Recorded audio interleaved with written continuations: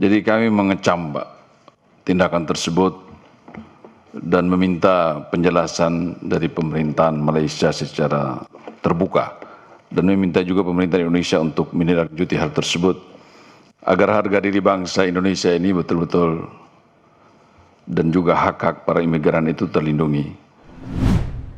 Terima kasih pimpinan atas kesempatannya dan kepada tim TA, luar biasa. Saya 5 tahun jarang terima NA dulu, banyak sekali undang-undang yang sudah kita telurkan, 365 hari kali 5 baru kali ini saya merasakan baca NA dulu. Kalau di komisi saya bikin 3 undang-undang, baca NA dulu memang. Kalau di sini kita biasanya langsung jalan tol. Ya, Pak Sturman juga tahu itu. Yang kedua terkait dengan PPMI, saya lebih suka menyebutnya PPMI supaya yang PMI itu tidak merasa diambil PMI-nya. Ya, Perlindungan Pekerja Migran Indonesia. Saya rasa ini sangat relevan ya dengan kejadian yang terakhir di Selangor, Malaysia, dan ini terjadi bukan hanya tahun ini saja tapi sudah bertahun-tahun yang lalu. Saya tahun 94 sebagai seorang wartawan pernah melakukan investigasi penelusuran masuk ke Tawau, Kota Kinabalu, melalui Tarakan, Nunukan, Tarakan, masuk ke sana dan melihat bagaimana banyak sekali migran-migran kita di sana yang merupakan migran gelap, ya, dan juga bahkan ada child labor juga yang ada di sana. Dan mereka dimanfaatkan untuk apa? Untuk kepentingan politik, untuk kepentingan suara di sana. Itu tahun 94 waktu saya melakukan investigasi ke sana. Nah, dalam konteks undang-undang ini, Pak Pimpinan, kita mau menunjukkan bahwa kita baca NA nih. Ya kan, biar teman-teman TA senang anggotanya baca NA. Yang pertama, yang konkret aja mengenai kompetensi dasar. Ada 3 hal sebetulnya yang sangat mengkhawatirkan dari para warga negara Indonesia kita yang bekerja di luar negeri. Salah satunya adalah yang pertama, komunikasi. Kalau kita melihat bagaimana negara tetangga Filipina dan negara-negara lainnya, kemarin waktu pas kita ke Amerika Latin juga kita melihat banyak sekali mereka yang punya kemampuan PMI-nya punya kemampuan untuk berbahasa Inggris. Menurut saya itu adalah kompetensi dasar di mana komunikasi itu sangat penting dilakukan oleh WNI kita yang bekerja di sana. Yang kedua itu adalah skill. Ya. Skill ini menurut saya sampai saya cek PP-nya itu tidak diatur dengan rinci. Di PP-nya udah saya cek. Ini sekalian mau ngasih tahu juga bukan NA aja yang kita baca, PP-nya udah kita baca. Gitu ya. Ini biar kita bisa mengimbangi TA ini Pak Martin. Ya. Itu tidak ada skill itu diatur. Apakah upskillingnya, reskillingnya dan lain sebagainya. Dan ini penting, kenapa? Kita punya kementerian baru sekarang. Jadi harus detail. Perlindungannya di situ. Pertama komunikasi, kalau nggak salah menteri yang baru sempat bilang bahasa Inggris kalau perlu diwajibkan di SD, SMP dan lain sebagainya. Yang kedua skill. Nah untuk itu saya meminta agar masalah bahasa Inggris dan skill dasar ini diatur di dalam undang-undang ini. Yang kedua, pimpinan, terkait dengan kantor perlindungan pekerja migran. Kita itu nggak punya banyak. Bahkan atas tenaga kerja itu hanya di 5 negara. Filipina sebagai benchmark, ya sebagai benchmarking, itu 40 pimpinan. Mereka punya 40 kantor perlindungan pekerja migran di 40 kota. Tugasnya apa? Tugasnya penyuluhan, layanan hukum, layanan kesehatan, rumah sakit, pemulangan pekerja yang menderita stres, orientasi pasca kedatangan, penempatan jejaring komunitas dan lain sebagainya. Ini kalau setelah baca naskah akademik. Itu Filipina. Seperti itu. Nah, jadi menurut saya kita jangan tanggung-tanggung melindungi WNI. Bolak-balik kalau kampanye kita pahlawan devisa, tapi tidak pernah kita berikan perlindungan yang layak kepada mereka. Yang berikutnya pimpinan ini kalau mau lebih advance lagi, itu adalah purna tugas mereka kita wongke enggak? Setelah mereka menjadi pahlawan devisa, 5 tahun, 6 tahun, 10 tahun, mereka kembali di sini. Kita orangkan atau kita biarkan? Sekali lagi best practice-nya ada di negara tetangga. Di mana mereka memberikan kemudahan kredit dan pelatihan. buat para pahlawan devisa ini. Nah, ini kan harus berpikir jauh ke sana. Dan yang terakhir, tadi saya senang sekali di paparan itu disampaikan poin halaman 1, sistem informasi pelayanan perlindungan PMI yang sudah menggunakan digital. Menurut saya di era sekarang dimanapun kita berada, sudah ada Zoom, sudah ada video call, sudah ada WhatsApp dan lain sebagainya, ini harus digunakan. Jangan hanya waktu pas kampanye di Jakarta aja ada mobil curhat. Fasilitas curhat juga harus disiapin pimpinan.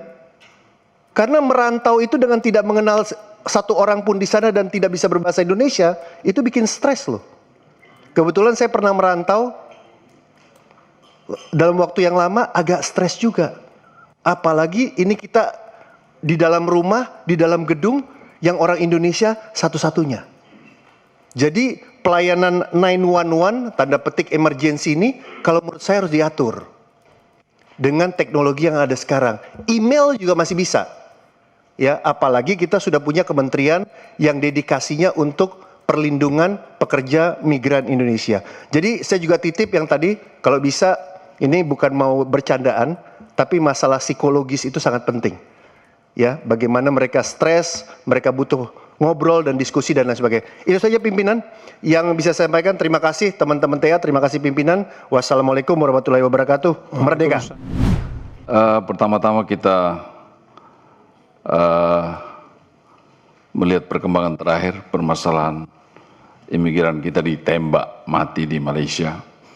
Jadi kami mengecam tindakan tersebut dan meminta penjelasan dari pemerintahan Malaysia secara terbuka dan meminta juga pemerintah Indonesia untuk menindaklanjuti hal tersebut agar harga diri bangsa Indonesia ini betul-betul dan juga hak-hak para imigran itu terlindungi. Terus saya melihat bahwa permasalahan imigran ini sumber dari PMI ya atau Migrant Care selama 20 tahun ini sudah 75 pekerja migran Indonesia telah meninggal karena diduga adanya extrajudicial killing atau pembunuhan oleh aparat yang tanpa proses peradilan di Malaysia. Ini sangat serius sekali dan juga saya mengusulkan agar pemerintah membentuk satgas mafia perdagangan orang. Karena ini sudah sangat mengkhawatirkan perkembangan ini. Memang kita masyarakat Indonesia butuh pekerjaan, tetapi perlu seperti rekan saya sampaikan, perlu ada pemahaman yang sama tentang kebutuhan akan pekerjaan dan kebutuhan akan sumber daya manusia di negara tujuan yang harus ada kesepahaman. Terus perlu ada menjaga komunikasi yang sinergi antara KBRI, BP, NP2 TKI dan LSM seperti Migrant Care yang mengetahui memiliki jaringan sampai ke bawah tentang munculnya permasalahan yang dapat ditangani segera mungkin. Kedua, perlu adanya kesepahaman atau dibangun satu kesepahaman antar negara bagaimana penerimaan tenaga kerja, karena selama ini negara pengirim dan penerima tenaga kerja mempunyai peraturan atau kebijakan yang berbeda-beda tentang perlindungan tenaga kerja dan jaminan sosial bagi tenaga kerja tersebut. Ketika kita berbicara tentang tenaga kerja Indonesia yang menyumbang devisa yang besar bagi Indonesia, seharusnya tidak perlu lagi kita bicara tentang atau mendengar pekerja Indonesia yang tidak dibayar gajinya. Jika memang jaminan sosial itu kita ada punya kesepakatan dan aturan yang jelas. Agar dipastikan permintaan pekerja Indonesia tersebut harus berasal dari perwakilan Indonesia di negara tujuan dalam penempatan tenaga kerja tersebut atau mitra usaha di negara tujuan dalam penempatan atau calon pemberi kerja baik perseorangan maupun badan usaha asing di negara tujuan penempatan. Informasi terus perlu diverifikasi oleh atase tenaga kerja dan atau pejabat luar negeri yang dituju. Perlu peran pemerintah dalam memberikan perlindungan kepada calon pekerja. Pemerintah dalam berperan mulai dari memberikan informasi permintaan job order yang berasal dari perwakilan Republik Indonesia, pemberi pekerja, mitra usaha di luar negeri, serta pemerintah daerah memberikan pelayanan terpadu serta memfasilitasi keberangkatan kepulangan pekerja migran Indonesia. Dan juga ini saran kami bahwa pemerintah harus mengontrol perusahaan-perusahaan swasta yang melakukan perekrutan di daerah. Ini perlu adanya pendataan, perlu melihat tindakan mereka di lapangan sejauh apa. Kemudian agar lebih ditingkatkan pengawasan dalam pelaksanaan mulai dari sosialisasi, perekrutan, penempatan dan penurunan pekerjaan migran Indonesia. Demikian kiranya yang saya mohon masukan kepada pemerintah, mungkin sangat urgent, perlu adanya pembentukan Satgas Mafia Perdagangan Orang, Pak. Terima kasih. Pertama saya membaca dari halaman depan, saya memahami ada alur kepastian hukum, pelindungan, sistem pelindungan PMI belum maksimal dan juga PMI non prosedural. Saya ingin menyoroti di pasal-pasal yang diajukan kepada kita ini terkait perusahaan yang swasta ya, yang merekrut, yang mengerahkan, yang mengirim, ini sangat normatif sekali, hanya berbadan hukum titik. Kenapa tidak dirinci lagi agar syarat-syaratnya itu sebagai rinci, jangan hanya normatif berbadan hukum titik. Karena banyak persoalan yang timbul di migran itu karena perusahaan-perusahaan yang mengerahkan tenaga kerja ini tidak kompeten. Misalnya belum lama ada di TikTok itu ada penyiksaan tenaga kerja. KJRI Jeddah mencari alamatnya susah. Ini di mana ini? Berarti perusahaan yang mengerahkan tenaga kerja ini harus diberi syarat rukun yang lebih lengkap, yang lebih rinci, yang lebih detail, agar tidak semua orang bisa menjadi pengarah tenaga kerja, karena masalah pasti di sini. Masalah kedua juga tadi kompetensi bahasa, apakah itu bisa juga diterapkan di undang-undang ini? Yang kedua, memahami budaya negara tujuan. Ini juga harus dicantumkan dalam undang-undang ini agar jangan sampai pengambilan tenaga kerja di desa-desa, di daerah-daerah asal rekrut, asal mau, asal umurnya lengkap, asal punya ijazah, asal dikirim. Tidak mengerti budaya Timur Tengah, budaya misalnya Thailand, budaya Filipina, tidak tahu apa-apa. Bahkan bahasa pun tidak mengerti apa-apa. Mesti perusahaan pengerat tenaga kerja ini diberi syarat dia memiliki workshop, memiliki lembaga pelatihan yang terdata, yang terakreditasi, mampu mendidik calon tenaga kerja sehingga dia minimal tahu bahasa daerah setempat, tahu budaya setempat, sehingga ketika nanti menjadi tenaga kerja ke luar negeri tidak akan mengalami masalah. Yang kedua tadi pola informasi. Ini juga seringkali nih Pak, saya dengar juga ada tenaga kerja yang berangkatnya resmi Pak, resmi. Kemudian karena perusahaan yang mengerahkan tidak dikontrol oleh kementerian, akhirnya pekerja ini habis masa kontraknya Pak. Nah si tuan yang menggunakan tenaga kerja ini tidak mau mengurus perpanjangannya.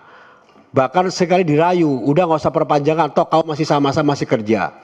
Tapi begitu ada konflik dengan tuannya, ini tenaga kerja dibuang di tengah jalan Pak. Ini yang seringkali banyak tenaga kerja yang kemudian menjadi lontang-lantung di negara orang. Hanya karena memang habis masa kontrak dan tidak ada sama sekali perpanjangan. Perusahaan yang mengirim sudah bubar atau nggak tanggung jawab.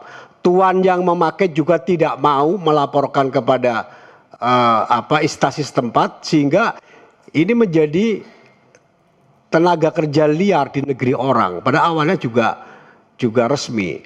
Nah, coba TA ini bisa berpikir kira-kira norma-norma ini bisa masuk di mana. Jangan sekali-kali undang-undang ini normatif semua. Perusahaan berbadan hukum, gitu aja bahasa-bahasanya. Sehingga nanti semua bisa bikin perusahaan Pak. Kenapa tidak Anda cantumkan misalnya harus punya workshop?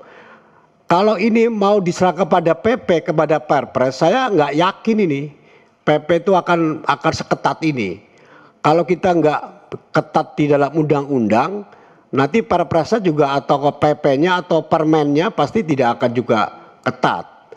Nah, masalah migran ini kalau terus-menerus seperti ini akan ada masalah terus-terusan. Maka saya berharap betul ini Pak, pasal 10, saya tadi baca di pasal 1 ini Pak, item 10, 11 terkait lembaga ini tolong dikaji ulang agar lebih detail lagi. Yang kedua, kompetensi itu juga harus lebih detail. Ada kompetensi bahasa, kompetensi keterampilan sesuai dengan bidang yang akan dikerjakan di negara orang. Yang kedua juga tentang budaya di negara orang. Terima kasih pimpinan. Assalamualaikum warahmatullahi wabarakatuh. Waalaikumsalam.